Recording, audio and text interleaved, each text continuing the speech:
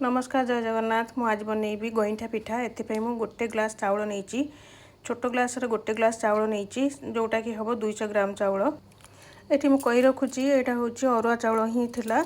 आउ एटा को मु ओवरनाइट सो करके रखी तापर ग्राइंडिंग करदेली।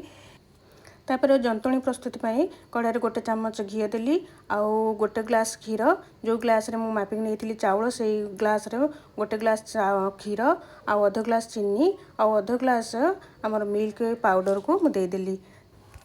तापर जो बैटर ग्राइंडिंग करके रखी ताकू देकी गोलेली तापर से ये ऑटोमेटिक एमती ठीक हो तार कंसिस्टेंसी यही टाइप रे ही रहिबो। तापर टिके ताको चकटी देबा, चकटी देकी भल कि चकटी देकी ता ऊपर टिके घी लगेगी ताको रेस्ट छाड़देबा। तापर पिठा गुड़ाक सेप देदेबा। आपड़ ये चाहिए गईठा पिठार सेप भी दे पारे लंबा लंबा करके। मु किंतु एठी गोल गोल कर देइछि जोटा कि रसगुल्ला टाइप रो कर देइछि।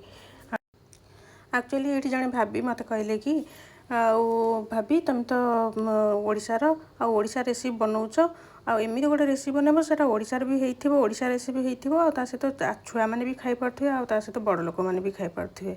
सेठू मु भाबिली ठीक अच्छी कौन गोटे बनैबी। तापर ये आइडियाटा मो मुंडक आसला। से मुझे पिठा गुड़ाक गोल गोल सेप दे देइछि आ किछि गईठा पिठार सेप भी देइछि कारण मु भाबिली देबी से गोटे गोल गोल सेप टिके देदेले भल देखा जिवो, लुकिंगटा भल लागिवो। सेति मु एमती बनै देइछि।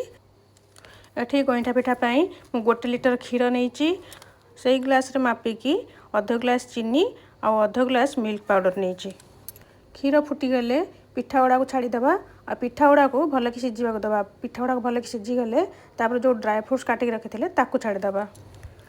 आउ धीरे धीरे करके गोलेबा आउ 2 मिनट पाखापाखि एमती बसवा देवा गैस रे। एबे हमर प्रस्तुत हो गला गईठा पिठा। एबे आमे सर्व करिबा।